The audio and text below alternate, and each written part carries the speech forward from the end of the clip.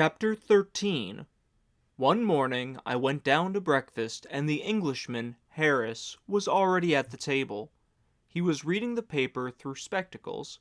He looked up and smiled. "Good morning," he said. "Letter for you." I stopped at the post, and they gave it me with mine. The letter was at my place at the table, leaning against a coffee cup. Harris was reading the paper again. I opened the letter. It had been forwarded from Pamplona. It was dated San Sebastian, Sunday. Dear Jake, we got here Friday. Brett passed out on the train, so brought her here for 3 days' rest with old friends of ours. We go to Montoya Hotel, Pamplona, Tuesday, arriving at I don't know what hour. We'll send you a note by the bus to tell us what to do to rejoin you all on Wednesday. All our love and sorry to be late, but Brett was really done in, and will be quite all right by Tuesday, and is practically so now. I know her so well and try to look after her, but it's not so easy. Love to all the chaps. Michael. "What day of the week is it?" I asked Harris. "Wednesday, I think. Yes, quite. Wednesday. Wonderful how one loses track of the days up here in the mountains." "Yes. We've been here nearly a week." "I hope you're not thinking of leaving." "We'll go in on the afternoon bus, I'm afraid." "What a rotten business. I'd have hoped we'd all have gotten another go at the Arati together." "We have to go into Pamplona. We're meeting people there." "Rotten luck for me. We've had a jolly good time here at Burget." "Come on into Pamplona. We can play some bridge there, and there's going to be a damned fine fiesta." "I'd like to. Awfully nice of you to ask. I'd best stop on here, though. I've not much more time to fish." "You want those big ones in the Arati?" "I say I do, you know. They're enormous trout here." "I'd like to try them once more." "Do. Stop over another day. Be a good chap." "We really have to get into town," I said. "What a pity." After breakfast, Bill and I were sitting, warming in the sun, on a bench out in front of the inn and talking it over. I saw a girl coming up the road from the center of the town. She stopped in front of us and took a telegram out of the leather wallet that hung against her skirt. "Por ustedes." I looked at it. The address was Barnes, Burget. "Yes, it's for us." She brought out a book for me to sign, and I gave her a couple of coppers. The telegram was in Spanish. "Vengo jueves con." I handed it to Bill. "What does the word con mean?" he asked. "What a lousy telegram," I said. "He could send 10 words for the same price. I come Thursday. That gives you a lot of dope, doesn't it?" "It gives you all the dope that's of interest to Con." "We're going in anyway," I said. "There's no use trying to move Brett and Mike out here and back before the fiesta. Should we answer it?" "We might as well," said Bill. "There's no need for us to be snooty." We walked up to the post office and asked for a telegraph blank. "What will we say?" Bill asked. "Arriving tonight." That's enough. We paid for the message and walked back to the inn. Harris was there, and the 3 of us walked up to the Roncesvalles. We went through the monastery. "It's a remarkable place," Harris said when we came out. "But you know I'm not much on those sort of places." "Me either," Bill said. "It's a remarkable place, though," Harris said. "I wouldn't not have seen it. I'd been intending coming up each day." "It isn't the same as fishing, though, is it?" Bill asked. He liked Harris. "I say not." We were standing in front of the old chapel of the monastery. "Isn't that a pub across the way?" Harris asked. "Or do my eyes deceive me?" "It has the look of a pub," Bill said. "It looks to me like a pub," I said. "I say," said Harris, "let's utilize it." He had taken up utilizing from Bill. We had a bottle of wine apiece. Harris would not let us pay. He talked Spanish quite well, and the innkeeper would not take our money. "I say, you don't know what it's meant to me to have you chaps up here." "We've had a grand time, Harris." Harris was a little tight. "I say, really, you don't know how much it means. I've not had much fun since the war." "We'll fish together again sometime. Don't you forget it, Harris." "We must. We have had such a jolly good time." "How about another bottle round?" "Jolly good idea," said Harris. "This is mine," said Bill, "or we don't drink it." "I wish you'd let me pay for it. It does give me pleasure, you know." "This is going to give me pleasure," said Bill. The innkeeper brought in the 4th bottle. We had kept the same glasses. Harris lifted his glass. I say, you know this does utilize well. Bill slapped him on the back. Good old Harris. I say, you know my name isn't really Harris. It's Wilson Harris, all one name, with a hyphen, you know. Good old Wilson Harris, Bill said. We call you Harris because we're so fond of you. I say, Bonds, you don't know what this all means to me. Come on and utilize another glass, I said. Bonds, really, Bonds, you can't know, that's all. Drink up, Harris.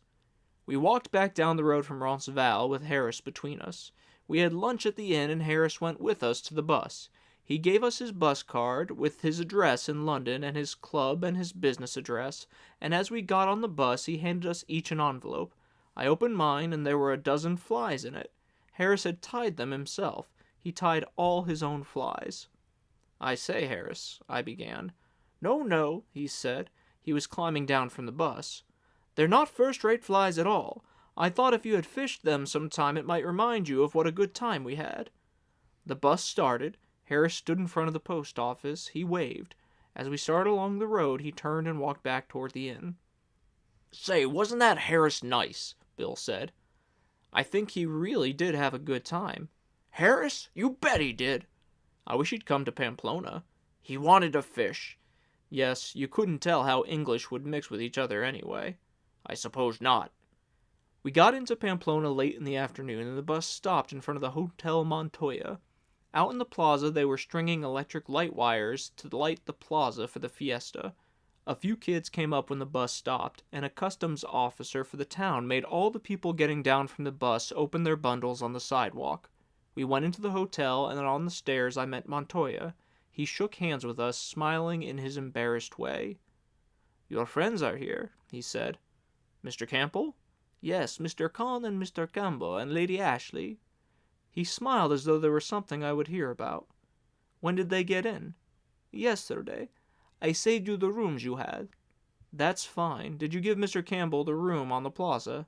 Yes, all the rooms we looked at. Where are our friends now? I think they went to Pelota. And how about the bulls? Montoya smiled. Tonight, he said. Tonight at 7 o'clock they bring in the Villar bulls, and tomorrow come the Miuras. Do you all go down? Oh yes, they've never seen a desencoenada. Montoya put his hand on my shoulder. I'll see you there. He smiled again. He always smiled as though bullfighting were a very special secret between the two of us. A rather shocking but very deep secret that we knew about. He always smiled as though there were something lewd about the secret to outsiders, but that it was something that we understood. It would not do to expose it to people who would not understand. Your friend, is he aficionado too? Montoya smiled at Bill. Yes, he came all the way from New York to see the San Fermin. Yes? Montoya politely disbelieved. But he's not aficionado like you. He put his hand on my shoulder again, embarrassedly. Yes, I said. He's a real aficionado. But he's not aficionado like you are. Afición means passion. An aficionado is one who is passionate about bullfights. All the good bullfighters stayed at Montoya's hotel. That is, those with afición stay there. The commercial bullfighters stayed once, perhaps, and then did not come back. The good ones came each year. In Montoya's room were the photographs. The photographs were dedicated to Juanito Montoya or to his sister. The photographs of bullfighters Montoya had really believed in were framed. Photographs of bullfighters who had been without afición Montoya kept in a drawer of his desk. They often had the most flattering inscriptions, but they did not mean anything. One day Montoya took them all out and dropped them in the wastebasket. He did not want them around. We often talked about bulls and bullfighters. I had stopped at the Montoya for several years. We never talked for very long at a time. It was simply the pleasure of discovering what we each felt. Men would come in from distant towns, and before they left Pamplona, stop and talk for a few minutes with Montoya about bulls. These men were aficionados. Those who were aficionados could always get rooms even when the hotel was full. Montoya introduced me to some of them. They were always very polite at first, and it amused them very much that I should be an American. Somehow it was taken for granted that an American could have afición. He might stimulate or confuse it with excitement, but he could not really have it. When they saw that I had a fichon, and there was no password, no set questions that could bring it out, rather it was a sort of oral spiritual examination with the questions, always a little on the defensive, and never apparent. There was this same embarrassed putting the hand on the shoulder, or a buen hombre, but nearly always there was the actual touching. It seemed as though they wanted to touch you to make it certain. Montoya could forgive anything of a bullfighter who had a fichon. He could forgive attacks of nerves, panic, bad unexplainable actions, all sorts of lapses. For one who had a fichon he could forgive anything. At once he forgave me all my friends. Without his ever saying anything, they were simply a little something shameful between us, like the spilling open of the horses in bullfighting. Bill had gone upstairs as we came in, and I found him washing and changing in his room. "Well," he said, "talk a lot of Spanish?" He was telling me about the bulls coming in tonight. "Well, let's find the gang and go down." "All right. They'll probably be at the cafe." "Have you got the tickets?" "Yes, I got them for all the unloadings." "What's it like?" He was pulling his cheek before the glass, looking to see if there were unshaved patches under the line of the jaw. "It's pretty good," I said. "They let the bulls out of the cages one at a time, and they have the steers in the corral to receive them and keep them from fighting, and the bulls tear in at the steers, and the steers run around like old maids trying to quiet them down." "Do they ever gore the steers?" "Sure, sometimes they go right after them and kill them." "Can't the steers do anything?" "No, they're trying to make friends." "What do they have them in for?" "To quiet down the bulls and keep them from breaking horns against the stone walls or goring each other." "Must be swell being a steer." We went down the stairs out of the door and walked across the square toward the Café Aruña. There were two lonely-looking ticket houses standing in the square. Their windows marked Sol, Sol y Sombra, and Sombra were shut. They would not open until the day before the fiesta. Across the square, the white wicker tables and chairs of the Aruña extended out beyond the arcade to the edge of the street. I looked for Brett and Mike at the tables. There they were. Brett and Mike and Robert Kahn. Brett was wearing a Basque beret. So was Mike. Robert Kahn was bareheaded and wearing his spectacles. Brett saw us coming and waved, her eyes crinkled up as we came to the table. "Hello, you chaps," she called. Brett was happy. Mike had a way of getting an intensity of feeling into shaking hands. Robert Kahn shook hands because we were back. "Where the hell have you been?" I asked. "I brought them up here," Kahn said. "What rot," Brett said. "We'd have gotten here earlier if you hadn't come." "You'd never have gotten here." "What rot, you chaps are brown. Look at Bill." "Did you go fishing?" Mike asked. "We wanted to join you." "It wasn't bad, we missed you." "I wanted to come," Kahn said, "but I thought I ought to bring them." "You bring us? What rot." "Was it really good?" Mike asked. "Did you take many?" "Some days we took a dozen apiece. There was an Englishman up there, too." "Named Harris," Bill said. "Ever know him, Mike? He was in the war, too." "Fortunate fellow," Mike said. "What times we had. I wish those dear days were back." "Don't be an ass." "Were you in the war, Mike?" Kahn asked. "I was not." "He was a very distinguished soldier," Brett said. "Tell them about the time your horse bolted down Piccadilly." "I'll not. I've told that 4 times." "You never told me," Robert Kahn said. "I'll not tell that story. It reflects discredit on me." "Tell them about your medals." "I'll not. That story reflects great discredit on me." "What story's that?" "Brett will tell you. She tells all the stories that reflect discredit on me." "Go on, tell it, Brett." "Should I?" "I'll tell it myself." "What medals have you got, Mike?" "I haven't got any medals." "You must have some." "I suppose I've the usual medals, but I never sent in for them. One time there was this whopping big dinner and the Prince of Wales was to be there, and the cards said medals will be worn. So naturally I had no medals, and I stopped at my tailor's, and he was impressed by the invitation, and thought that's a good piece of business. And I said to him, 'You've got to fix me up with some medals.' He said, 'What medals, sir?' And I said, 'Oh, any medals, just give me a few medals.' So he said, "What medals have you, sir?" And I said, "How should I know? Did he think I spent all my time reading the bloody Gazette? Just give me a good lot. Pick them out yourself." He got me some medals, miniature medals, and handed me the box, and I put it in my pocket and forgot it. Well, I went to the dinner, and it was the night they'd shot Henry Wilson, so the prince didn't come, and the king didn't come, and no one wore any medals, and all these coves were busy taking off their medals, and I had mine in my pocket. He stopped for us to laugh. "Is that all?" "That's all. Perhaps I didn't tell it right." "You didn't," said Brett, "but no matter." We were all laughing. "Ah, yes," said Mike. "I know now. It was a damn dull dinner, and I couldn't stick it, so I left. Later on in the evening, I found the box in my pocket. 'What's this?' I said. 'Medals? Bloody military medals?' So I cut them all off their backing. They put them on a strip and gave them all around. Gave one to each girl, form of souvenir. They thought I was hell's own shakes of a soldier. Give away medals in a nightclub. Dashing fellow." "Tell the rest," Brett said. "Don't you think that was funny?" Mike asked. We were all laughing. "It was, I swear it was. Any rate, my tailor wrote me and wanted the medals back. Sent a man round. Kept on writing for months. Seems some chap had left them to be cleaned. Frightfully military cove. Set hell's own store by them." Mike paused. "Rotten luck for the tailor," he said. "You don't mean it," Bill said. "I should think it would have been grand for the tailor."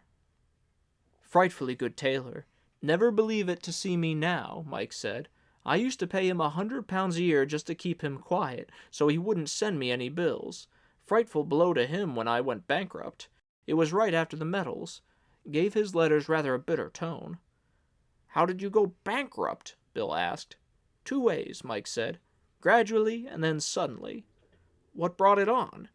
"Friends," said Mike. "I had a lot of friends, false friends. Then I had creditors too. Probably had more creditors than anybody in England." "Tell them about it in the court," Brett said. "I don't remember," Mike said. "It was just a little tight." "Tight?" Brett exclaimed. "You were blind." "Extraordinary thing," Mike said. "Met my former partner the other day. Offered to buy me a drink." "Tell them about your learned counsel," Brett said. "I will not," Mike said. "My learned counsel was blind too. I say this is a gloomy subject. Are we going down and see these bulls unloaded or not?" "Let's go down." We called the waiter, paid, and started to walk through the town. I started off walking with Brett, but Robert Kahn came up and joined her on the other side. The three of us walked along, past the Ayuntamiento with the banners hung from the balcony, down past the market and down past the steep street that led to the bridge across the Arga. There were many people walking to go and see the bulls, and carriages drove down the hill and across the bridge, the drivers, the horses, and the whips rising above the walking people in the street. Across the bridge we turned up a road to the Corrals. We passed a wine shop with a sign in the window, "Good wine, 30 centimes a liter." "That's where we'll go when funds get low," Brett said. The woman standing in the door of the wine shop looked at us as we passed. She called to someone in the house, and 3 girls came to the window and stared. They were staring at Brett. At the gate of the corrals 2 men took tickets from the people that went in. We went in through the gate. There were trees inside a low, stone house. At the far end was the stone wall of the corrals, with apertures in the stone that were like loopholes running all along the face of each corral.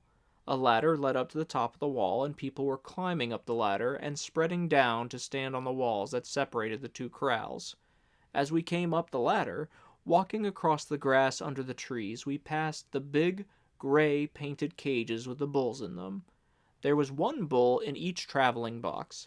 They had come by a train from a bull-breeding ranch in Castile, and had been unloaded off flat cars at the station and brought up here to be let out of their cages into the corrals. Each cage was stenciled with the name and the brand of the bull breeder. We climbed up and found a place on the wall looking down into the corral. The stone walls were whitewashed, and there was straw on the ground and wooden feed boxes and water troughs set against the wall. "Look up there," I said. Beyond the river rose the plateau of the town. All along the old walls and ramparts people were standing. The 3 lines of fortifications made 3 black lines of people. Above the walls were heads in the windows of the houses. At the far end of the plateau, boys had climbed into the trees. "They must think something is going to happen," Brett said. "They want to see the bulls." Mike and Bill were on the other wall across the pit of the corral. They waved to us. People who had come late were standing behind us, pressing against us when other people crowded them. "Why don't they start?" Robert Kahn asked. A single mule was hitched to one of the cages, and it dragged up against the gate in the corral wall. The men shoved and lifted it with crowbars into position against the gate. Men were standing on the wall ready to pull up the gate of the corral and then the gate of the cage. At the other end of the corral a gate opened and 2 steers came in, swaying their heads and trotting, their lean flanks swinging. They stood together at the far end, their heads toward the gate where the bull would enter. "They don't look happy," Brett said. The men on top of the wall leaned back and pulled the door of the corral. Then they pulled up the door of the cage. I leaned way over the wall and tried to see into the cage. It was dark. Someone rapped on the cage with an iron bar. Inside something seemed to explode. The bull, striking into the wood from side to side with his horns, made a great noise. Then I saw a dark muzzle and the shadow of horns, and then, with a clattering on the wood in the hollow box, the bull charged and came out into the corral, skidding with his forefeet in the straw as he stopped, his head up, the great hump of muscle on his neck swollen tight, and his body muscles quivering as he looked up at the crowd on the stone walls. The 2 steers backed away against the wall, their heads sunken, their eyes watching the bull. The bull saw them and charged. A man shouted from behind one of the boxes and slapped his hat against the planks, and the bull, before he reached the steer, turned, gathered himself, and charged where the man had been, trying to reach him behind the planks with a half-dozen quick, searching drives with the right horn. "My God, isn't he beautiful?" Brett said. We were looking right down on him. "Look how he knows how to use his horns," I said. "He's got a left and a right, just like a boxer." "Not really. You watch. It goes too fast. Wait, there will be another one in a minute." They had backed up another cage into the entrance. In the far corner a man from behind one of the plank shelters attracted the bull, and while the bull was facing away the gate was pulled up and a second bull came out into the corral. He charged straight for the steers, and 2 men ran out from behind the planks and shouted to turn him.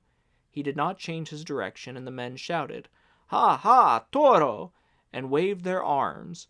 The 2 steers turned sideways to take the shock, and the bull drove into one of the steers. "Don't look," I said to Brett. She was watching, fascinated. "Fine," I said, "if it doesn't buck you." "I saw it," she said.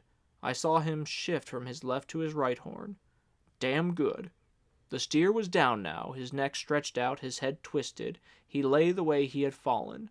Suddenly the bull left off and made for the other steer, which had been standing at the far end, his head swinging, watching it all. The steer ran awkwardly, and the bull caught him, hooked him lightly in the flank, and then turned away and looked up at the crowd on the walls, his crest of muscle rising. The steer came up to him and made as though to nose at him, and the bull hooked perfunctorily. The next time he nosed at the steer, and then the 2 of them trotted over to the other bull. When the next bull came out, all 3, 2 bulls and the steer, stood together, their heads side by side, their horns against the newcomer. In a few minutes the steer picked the new bull up, quieted him down, and made him one of the herd. When the last 2 bulls had been unloaded, the herd were all together. The steer who had been gored had gotten to his feet and stood against the stone wall. None of the bulls came near him, and he did not attempt to join the herd. We climbed down from the wall with the crowd, and had a last look at the bulls through the loopholes in the wall of the corral. They were all quiet now, their heads down. We got a carriage outside and rode up to the cafe.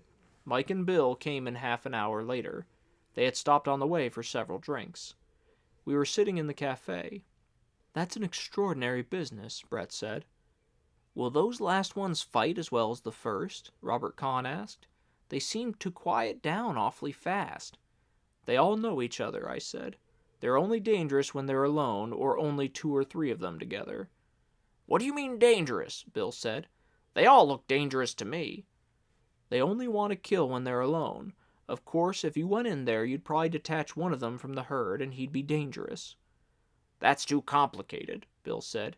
"Don't you ever detach me from the herd, Mike." "I say," Mike said, "they were fine bulls, weren't they? Did you see their horns?" "I did not," said Brett. "I had no idea what they were like." "Did you see the one hit that steer?" Mike asked. "It was extraordinary." "It's no life being a steer," Robert Kahn said. "Don't you think so?" Mike said. "I would have thought you'd love being a steer, Robert." "What do you mean, Mike?" "They lead such a quiet life. They never say anything, and they're always hanging about so." We were embarrassed. Bill laughed. Robert Kahn was angry. Mike went on talking. "I should think you'd love it. You'd never have to say a word. Come on, Robert. Do say something. Don't just sit there." "I said something, Mike. Don't you remember? About the steers." "Oh, say something more. Say something funny. Can't you see we're all having a good time here?" "Come off it, Michael. You're drunk," Brett said. "I'm not drunk. I'm quite serious. Is Robert Kahn going to follow Brett around like a steer all the time?" "Shut up, Michael. Try and show a little breeding." "Breeding be damned. Who has any breeding anyway except the bulls? Aren't the bulls lovely? Don't you like them, Bill? Why don't you say something, Robert? Don't sit there looking like a bloody funeral. What if Brett did sleep with you? She slept with lots of better people than you." "Shut up," Kahn said. He stood up. "Shut up, Mike." "Oh, don't stand up and act as though you were going to hit me. That won't make any difference to me. Tell me, Robert, why do you follow Brett around like a poor bloody steer? Don't you know you're not wanted? I know when I'm not wanted. Why don't you know when you're not wanted? You came down to San Sebastian when you weren't wanted and followed Brett around like a bloody steer. Do you think that's right?" "Shut up, you're drunk." "Perhaps I'm drunk. Why aren't you drunk? Why don't you ever get drunk, Robert? You know you didn't have a good time at San Sebastian because none of our friends would invite you on any of our parties. You can't blame them, hardly, can you? I asked them to. They wouldn't do it. You can't blame them now, can you? Now answer me. Can you blame them?" "Go to hell, Mike." "I can't blame them. Can you blame them? Why do you follow Brett around? Haven't you any manners? How do you think it makes me feel?" "You're a splendid one to talk about manners," Brett said. "You've such lovely manners." "Come on, Robert," Bill said. "What do you follow her around for?" Bill stood up and took a hold of Kahn.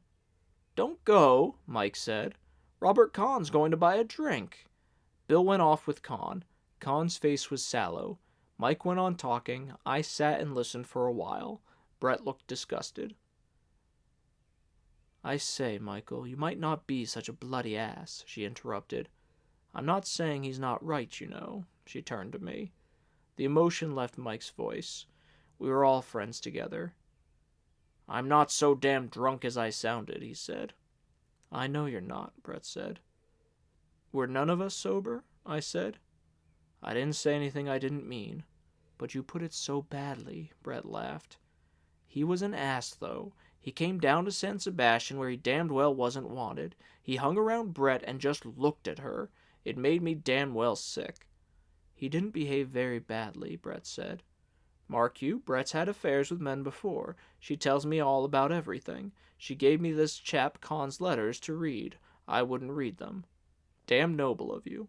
"No, listen, Jake. Brett's gone off with men, but they weren't ever Jews, and they didn't come and hang around afterward."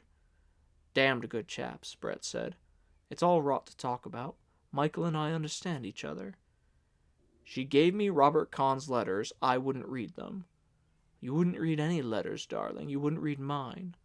"I can't read letters," Mike said. "Funny, isn't it?" "You can't read anything." "No, you're wrong there. I read quite a bit. I read when I'm at home." "You'll be writing next," Brett said. "Come on, Michael, do buck up. You've got to go through with this thing now. He's here. Don't spoil the fiesta." "Well, let him behave, then." "He'll behave. I'll tell him." "You tell him, Jake. Tell him either he must behave or get out." "Yes," I said. "It would be nice for me to tell him." "Look, Brett, tell Jake what Robert calls you. That is perfect, you know." "Oh, no, I can't." "Go on, we're all friends. Aren't we all friends, Jake?" "I can't tell him. It's too ridiculous." "I'll tell him." You won't, Michael. Don't be an ass. He calls her Circe, Mike said. He claims she turns men into swine. Damn good. I wish I were one of those literary chaps. He'd be good, you know, Brett said. He writes a good letter. I know, I said. He wrote me from San Sebastian. That was nothing, Brett said. He can write a damn amusing letter. She made me write that. She was supposed to be ill. I damned was too. Come on, I said. We must go in and eat. How should I meet Con? Mike said. Just act as nothing had happened. It's quite all right with me, Mike said. I'm not embarrassed. If he says anything, just say you were tight. Quite, and the funny thing is, I think I was tight. Come on, Brett said. Are these poisonous things paid for? I must bathe before dinner. We all walked across the square. It was dark, and all around the square were the lights from the cafes under the arcades. We walked across the gravel under the trees to the hotel. They went upstairs, and I stopped to speak with Montoya. How did you like the bulls? He asked. Good, they were nice bulls. They're all right, Montoya shook his head, but they're not too good. What didn't you like about them? I don't know, they just didn't give me the feeling that they were very good. I know what you mean. They're all right. Yes, they're all right. How did your friends like them? Fine. Good, Montoya said. I went upstairs. Bill was in his room, standing on the balcony, looking out at the square. I stood behind him. Where's Con? Upstairs in his room. How does he feel? Like hell, naturally. Mike was awful. He's terrible when he's tight. He wasn't so tight. The hell he wasn't. I know what we had before we came to the cafe. He sobered up afterward. Good. He was terrible. I don't like Con, God knows, and I think it was a silly trick for him to go down to San Sebastian, but nobody has any business to talk like Mike. How'd you like the bulls? Grand. It's grand the way they bring them out. Tomorrow come to the Mioras. When does the fiesta start? Day after tomorrow. We've got to keep Mike from getting so tight. That kind of stuff is terrible. We'd better get cleaned up for supper. Yes, that'll be a pleasant meal. Won't it? As a matter of fact, supper was a pleasant meal. Brett wore a black, sleeveless evening dress. She looked quite beautiful. Mike acted as though nothing had happened. I had to go up and bring Robert Kahn down. He was reserved and formal, and his face was still taut and sallow, but he cheered up finally. He could not stop looking at Brett. It seemed to make him happy. It must have been pleasant for him to see her looking so lovely and know he had been away with her and that everyone knew it. They could not take that away from him. Bill was very funny. So was Michael. They were good together. It was like certain dinners I remember from the war. There was much wine, an ignored tension, and a feeling of things coming that you could not prevent happening. Under the wine I lost the disgusted feeling and was happy. It seemed that they were all such nice people.